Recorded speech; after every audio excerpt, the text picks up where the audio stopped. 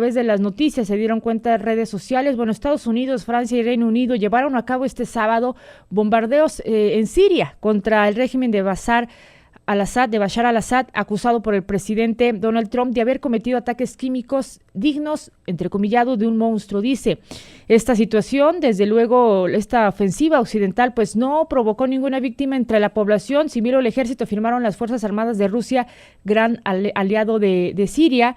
Pero, sin embargo, bueno, ¿cómo podemos darle lectura a estos acontecimientos y qué es lo que viene en medio de qué se da este conflicto? Vamos a la línea telefónica con Rodrigo Soto Morales. Él es investigador en Derecho de la Seguridad Nacional de la Universidad Panamericana. ¿Qué tal, maestro? ¿Cómo está? Muy buenos días. Muy buenos días, Patricia, con el gusto de saludarte a ti y a todo tu auditorio. Gracias, pues usted experto en este tema, en esta materia, si nos puede dar una explicación al auditorio sobre cómo podemos darle lectura a estos acontecimientos. Pues mira, repasando un poquito los antecedentes, lo primero que hay que decir es que en toda guerra, en lo que hay que pensar primero es en la gente, en la población civil. Hay un montón de gente que sufre una enorme presión y que pone en riesgo sus vidas sin tener nada que ver en estricto sentido. En Siria lo que tenemos antes de cómo van tomando el curso las cosas es una guerra civil que se está alargando y que se mezcla también después con la intervención del ISIS, ¿no? Sí. O sea, por un lado tenemos facciones insurgentes y por otro lado tenemos que ISIS aprovecha el caldo de cultivo que existe en el país para infiltrarse y también ir tomando parte del territorio. De esta manera, el presidente sirio o el gobierno o el régimen vigente en Siria todavía lo combate y Rusia se suma en apoyo. No olvidemos que apenas hace un par de años Estados Unidos y Rusia coordinaban operaciones aéreas sobre territorio sirio contra el terrorismo, o pues al menos ese era, digamos, cara a la opinión pública lo que manejaban, y había colaboración y comunicación entre las dos potencias. Lo que ocurrió la madrugada del sábado cambia la dinámica del conflicto, un conflicto que también se está alargando y que de alguna manera se ve que desde el punto de vista de las declaraciones del presidente Trump de la semana pasada se tomó el tiempo suficiente para coordinarse con Reino Unido y Francia y lograr una proyección de escenarios que conviene a sus intereses, justificado por el pésimo cartel que tiene el posible uso de armas químicas, que a la fecha, en mi opinión, no tenemos pruebas contundentes de que hayan sido utilizadas y que efectivamente se estén desarrollando en ese país. Y ya tienen, vamos a decir en concreto Reino Unido y Estados Unidos en su contra, pues una información que después se demostró falsa de existencia de armas nucleares en el régimen de Saddam Hussein en Irak. Por eso, desde este punto de vista, la opinión pública es de alguna manera escéptica. Sin embargo, pues Rusia me parece que ha jugado la carta diplomática de manera correcta, está haciendo sus cálculos, puesto que tiene un conflicto también en el este de Ucrania, que sale poco en la prensa, pero que también es desgastante para el país ucraniano, y que también al parecer es contrario al derecho internacional, la anexión de Crimea y toda la guerrilla e insurgencia que tenemos en el este de Ucrania, en Donetsk, en la provincia que hace frontera con Rusia.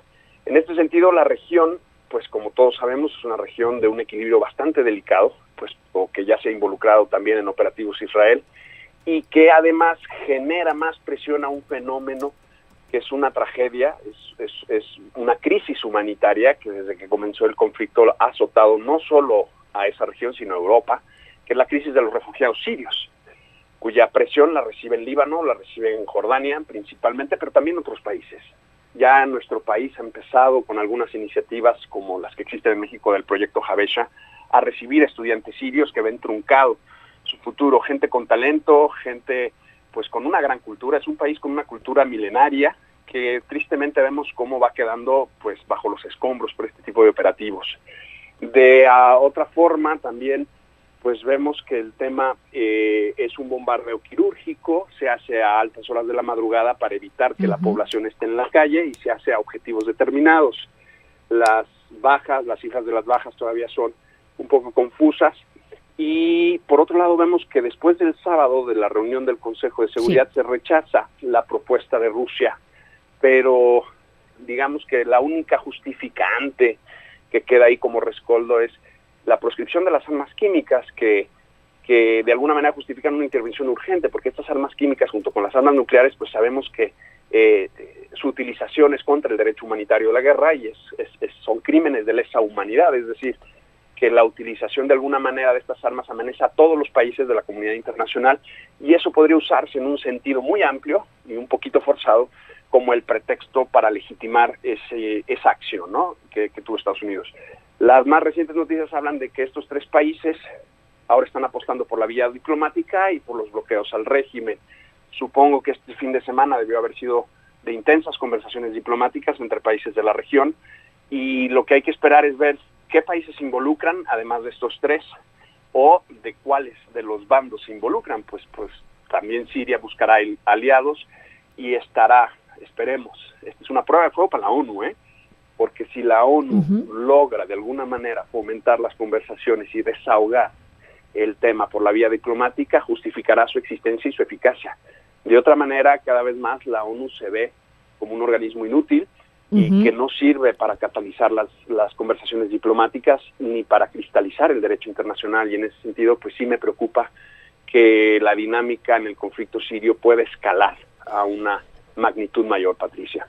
Esa parte que nos comenta, que desde luego muy interesante el análisis que nos ofrece hoy esta mañana, maestro, y sobre todo la parte de la ONU, ¿no? El papel de la ONU, pues qué tan puede llegar, ¿no? O, como usted mencionaba, si se queda ahí inerte, como si no existiera, si no hace nada, es donde veremos el papel, ¿no?, en estos próximos días. Ahora, ¿hasta dónde podría llegar este conflicto? Porque en redes sociales vemos comentarios de la gente que pone, bueno, ¿será la Tercera Guerra Mundial? ¿Qué va a pasar? ¿Hasta dónde podría llegar esto si lo vemos en el peor de los escenarios? Pues no es descartable ningún escenario, si lo queremos tomar con el rigor que merece la situación. No es descartable ningún escenario, pero tampoco, como en toda crisis, la exageración o el amarillismo abona a la solución del conflicto. En ese sentido, me parece que obviamente las potencias que tienen la última palabra, en primer lugar son Estados Unidos y Rusia, y luego pues veremos cómo no podemos analizar el conflicto a escala aislada, sino a escala global. Es decir, hay otras potencias que juegan en el Consejo de Seguridad de este organismo, de las Naciones Unidas, que también, esperemos, adopten una actitud diplomática. Y en ese sentido, cuando se hace un ataque como el que se hizo el sábado en la madrugada, pues los países que intervienen hacen sus cálculos y proyectan sus escenarios. Y no hay que, en mi opinión, no hay que dejarle todo el peso de la decisión al presidente Trump. El presidente Trump, si bien tiene su estilo agresivo de negociar y su, vamos a decir, esta personalidad intransigente que lo ha caracterizado en su gestión, es verdad que también cuenta con instituciones que lo limitan, que lo vigilan y que lo acompañan en el proceso, y sobre todo militares que tienen experiencia. ¿Quiere decir que no recae todo en él? Me parecería ingenuo pensar que es así. No obstante, su estilo y vamos a decir, su forma de expresarse sin filtro entre los medios, pues vamos viendo que incluso en asuntos domésticos de su propio país, al final sus palabras no se traducen de una forma tan contundente en hechos, ¿no? Entonces, quiero ceder el beneficio de la duda a que en el caso de las instituciones de Estados Unidos, de su pueblo y de sus funcionarios de carrera, hay gente mucho más pensante y mucho más calculadora y, vamos a decir, pues que le sirvan de contrapeso al presidente para no arrojarse en una guerra que de por sí los pone en muchos frentes simultáneos. Trump tiene ahorita el frente de Norcorea y el desarme, que está, según las negociaciones, pues muy cercano a llevarse a cabo. Tiene el frente de todo el tema comercial y migratorio, y tiene el frente pues de unas elecciones intermedias que, conforme no cambie su estilo de gobernar, se le van a acercar y le van a poner un Congreso en contra. Entonces, en ese sentido, creo que tiene que haber una estrategia más a mediano plazo, y en eso Siria, por supuesto que tiene que ver, ¿no? Claro. Bien, maestro, pues le agradezco esta mañana su análisis. Es necesario para entender estos temas que de repente la gente o los ciudadanos, bueno, aquí en México los vemos un poco lejanos, pero gracias pues a sus explicaciones los podemos entender mejor. ¿Algo más que quiera agregar? Y por supuesto, constantemente, pues conforme avance este tema, estaremos contactándolo. Que como siempre, la guerra es el menos deseable de los escenarios, sobre todo, como dije al principio, pensando en las personas. Sí. Pensando en las personas. En el caso de nosotros, como mexicanos, jugamos como un factor global, sobre todo en ámbito comercial, no en ámbito militar, y esperemos que nuestro país siga esa línea de tradición pacífica y de privilegiar siempre la diplomacia antes del conflicto armado. Claro, gracias maestro, que esté bien. Un saludo, Patricia, un gusto saludarte. Rodrigo Soto Morales, investigador.